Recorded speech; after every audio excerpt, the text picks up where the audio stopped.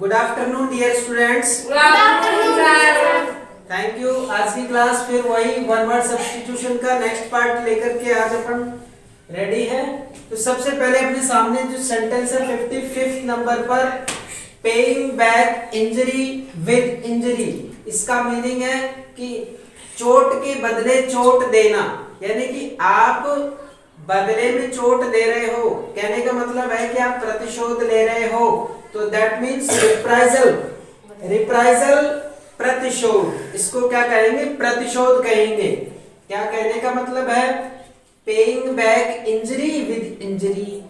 आपको इंजरी मिली, आपने बदले में इंजरी दे दी। आपको चोट मिली, आपने चोट दे दी। इसका मतलब बदला ले लिया आपने। ठीक है, तो इसको क्या कहेंगे? रिप्राइजल कहेंगे। एक वर्ड में इसे अपन रिप्राइजल कहेंगे, प्रतिशोध कहेंगे।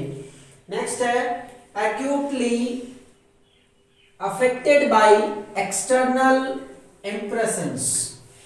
acutely affected by external impressions यानी कि जो बाह्य जो कारक हैं, बाह्य जो घटक हैं, या यूं समझे कि जो जिनका प्रभाव पड़ता है, बाह्य कारकों से प्रभावित हो जाए जो, उसे अपन क्या कहते हैं? सेंसिटिव कहते हैं, संवेदनशील कहते हैं।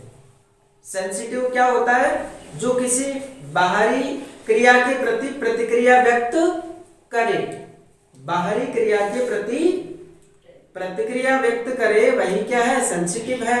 और जैसे मान लो कोई क्रिया हुई और आपने उसके प्रति कोई एक्शन नहीं लिया, कोई रिएक्शन नहीं हुई आपकी, इसका मतलब है कि आप संवेदनशील नहीं है, आपने कोई जवाब ही नहीं दिया। संवेदनशील वह है जो बाह्य कारकों से प्रभावित होता है ना, उसे संवेदनशील कहते हैं।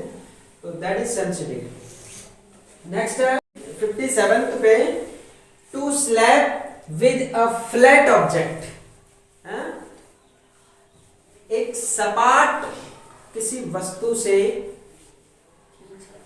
खींच के मारना। स्लैप यानी चांटा जड़ना। स्लैप का मतलब, और वो भी किससे? सपाट वस्तु से। तो इसको क्या कहते हैं? स्वैट कहते हैं, मुंह तोड़ प्रहार करना कहते हैं इसको, स्वैट। स्लैप किससे? With A flat object. एक फ्लैट ऑब्जेक्ट से, एक सपाट ऑब्जेक्ट से, सपाट वस्तु से अगर अपन चांटा मारते हैं तो दैट इज मुंह तोड़ प्रहार, दैट इज स्वैट। 58 पे देखिए, एन असेंबली ऑफ हियरर्स। क्या? एक सभा, किनकी? हियरर्स की। हियर्स मतलब जो सुनने वाले हैं उनकी। तो जो सुनने वाले हैं उनकी एक सभा, उसे अपन क्या कहेंगे? ऑडियंस कहेंगे, श्रोतागण कहेंगे। ऑडियंस क्या होती है? क्या होता है? श्रोतागण होते हैं, उसमें श्रोता होते हैं, उनको एक शब्द में अपन ऑडियंस कह सकते हैं। एन असेंबली ऑफ हियरर्स, श्रोताओं की एक असेंबली है, उसे अपन ऑडियंस कहते हैं, that is audience. An associate in an office और इंस्टीट्यूशन। एन एसोसिएट एक सहायक, एक सहायक, इन एन ऑफिस एक कार्यालय में, एक ऑफिस में, और इंस्टीट्यूशन में किसी संस्था में। यानी कि एक एसोसिएट है, अपना कोई साथी है, सहयोगी है, किसमें? किसी ऑफिस में या किसी संस्था में। यानी कि एक संस्था में साथ रहने वाले, काम करने वाले को अपन क्या कहेंगे? कलीग कहेंगे, सहकर्मी कहेंगे, दैट इज कलीग। और हिंदी में इसे सहकर्मी कहेंगे। कौन? एसोसिएट, जो कि साथ में अपने ऑफिस में या इंस्टीट्यूशन में रहता है, उसे अपन कलीग कहते हैं। नेक्स्ट देखिए, one who is unrelenting and can not be moved by entities. एक व्यक्ति वह जो, इज अनरिलेंटिंग, वो क्या है? अनरिलेंटिंग है, कठोर है ना। And can not be moved by entities, और बाह्य प्रयासों से उसे जो है हटाया नहीं जा सकता, उसे जो है बहलाया फुसलाया नहीं जा सकता, निरंतर है, उसे भटकाया नहीं जा सकता, है ना। तो वह क्या है, उसको क्या कहेंगे, इनएक्सोरेबल कहेंगे, उसे क्या कहेंगे, इनएक्सोरेबल कहेंगे। और उसे हिंदी में हम दृढ़, कठोर या अनवरत कह सकते हैं। अनवरत जो लगातार है, भटक नहीं रहा, उसी पर कायम है, दृढ़ है, उस व्यक्ति को अपन क्या कहेंगे, इनएक्सोरेबल कहेंगे। ठीक है, नेक्स्ट देखिए 61 पे, regard for others as a principle of action. काम के सिद्धांत के आधार पर दूसरों का रिगार्ड करना, यानी कि उसके कार्य करने के सिद्धांत में यह है कि वह दूसरों का रिगार्ड करता है, दूसरों का ध्यान रखता है। तो उसे क्या, इस चीज को क्या कहेंगे, हैं, इस चीज को क्या कहेंगे, दैट चीज इज अल्ट्रुइज्म। अल्ट्रुइज्म मतलब परोपकारिता, सहज ही अपने स्वभाव से ही, काम की प्रवृत्ति से ही वह परोपकार करता है। तो उसमें क्या हो गया, परोपकारिता का गुण है, अल्ट्रुइज्म है। ये जो कार्य है ऐसा करना क्या कहलाता है, अल्ट्रुइज्म कहलाता है, परोपकारिता कहलाता है। 62 person who claims to have great love for and understanding of what is beautiful in nature, art, etc. क्या है, person who claims to have great love, ऐसा व्यक्ति जो प्रकृति के लिए या कला के लिए लव रखता है, या उसका स्नेह रहता है, प्रेम रहता है, उसका झुकाव रहता है, for and understanding और समझ रखता है, प्रकृति की समझ रखता है, प्राकृतिक सौंदर्य को परखने की समझ है उसके अंदर, अंडरस्टैंडिंग है, ऐसी बुद्धि है उसके पास, of what is beautiful in nature, कि प्रकृति में और कला में क्या सुंदर है, इस चीज की वह समझ रखता है और इस चीज के प्रति उसका प्रेम है। तो उस व्यक्ति को क्या कहेंगे अपन, दैट इज एस्थेट, वो व्यक्ति एस्थेट कहलाएगा, सौंदर्य प्रेमी। ठीक है, नेक्स्ट देखिए 63 नंबर पर, a disease which spreads by contact, एक बीमारी जो कैसे फैलती है, कांटेक्ट के माध्यम से, संपर्क के माध्यम से। तो a disease which spreads by contact, तो उसे हम क्या कहते हैं, कॉन्टेजियस कहेंगे, उस बीमारी को हम कॉन्टेजियस कहेंगे, दैट इज संक्रामक। संक्रामक बीमारी है, वो कैसे फैलती है, disease which spreads by contact, यानी संपर्क के माध्यम से फैलती है, टच होने के माध्यम से फैलती है ना, संक्रमण से, परस्पर संपर्क होने से वो फैलती है, वो संक्रामक बीमारी होती है, कॉन्टेजियस बीमारी होती है, दैट इज। 64 में देखिए, an animal story with a moral, जानवरों की एक कहानी जिसमें एक मॉरल होता है, एक शिक्षा होती है। जानवरों की कहानी, अपन जो भी अपने सिलेबस में स्टोरी जाती है, ज्यादातर जानवरों की कहानियां हैं और उनमें एक मॉरल होता है। तो उन कहानियों को क्या कहते हैं, उनका एक स्पेशल नाम है फेबल। उनको क्या कहते हैं, फेबल कहते हैं। फेबल को अपन नीति कथा कहते हैं, कि ऐसी स्टोरी जो अपन को नीति समझाती है, नीति की बात बताती है। नेक्स्ट है टू चेंज शेप, नेचर और सब्सटेंस ऑफ, यानी कि किसी चीज का आकृति बदल देना, है ना, उसका स्वभाव बदल देना, ये सब्सटेंस, उसका जो पदार्थ है उसको बदल देना।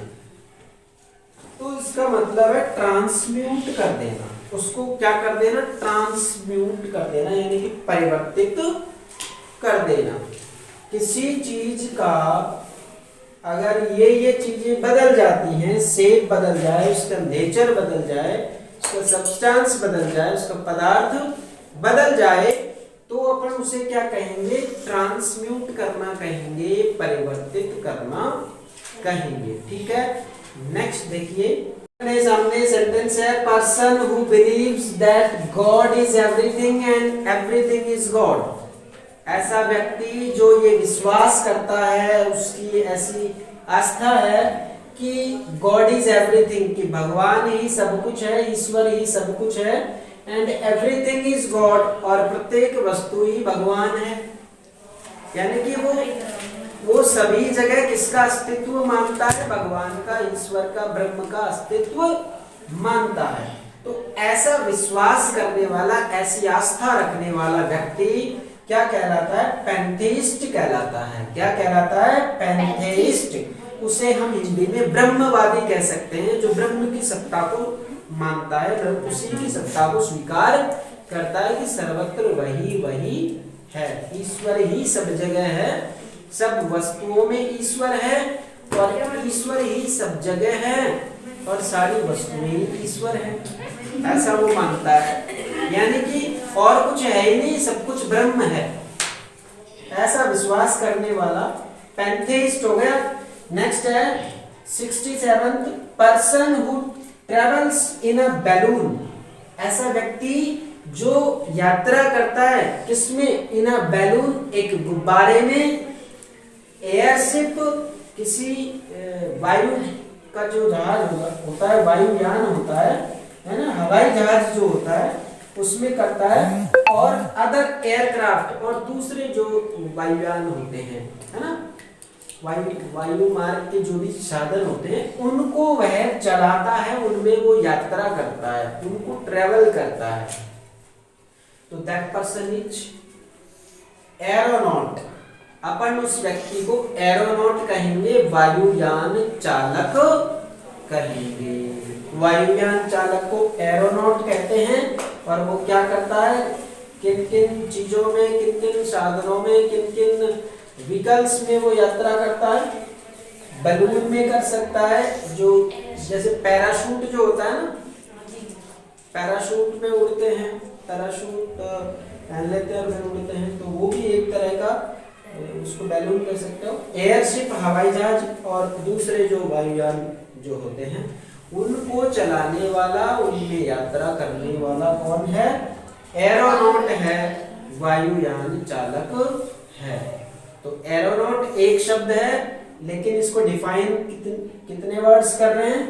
Person who treats in a balloon, airship और अदर एयरक्राफ्ट। तो इतनी लंबी लाइन किस वर्ड में समा गई? एरोनॉट में समा गई। ठीक है, नेक्स्ट देखिए डियर स्टूडेंट्स, नेक्स्ट 68 पे अपने सामने है next sentence, witty clever retort. है एक फ्रेज है ये, विटी क्लेवर रिटॉर्ट, यानी कि बहुत ही चतुराईपूर्ण, क्लेवर, चालाक किस्म का, रिटॉर्ट उत्तर, प्रत्युत्तर, तुरंत उत्तर, प्रत्युत्तर में शीघ्र देना, है ना, मुंह पे तुरंत जवाब देना, तो वो है विटी क्लेवर रिटॉर्ट। और उसे एक वर्ड में अपन कह सकते हैं रिपार्टी।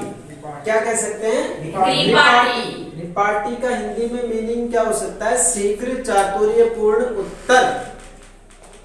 रिटॉर्ट क्या है? रिपार्टी है, शीघ्र चातुर्यपूर्ण उत्तर, यानी तुरंत हाजिर जवाबी के साथ में।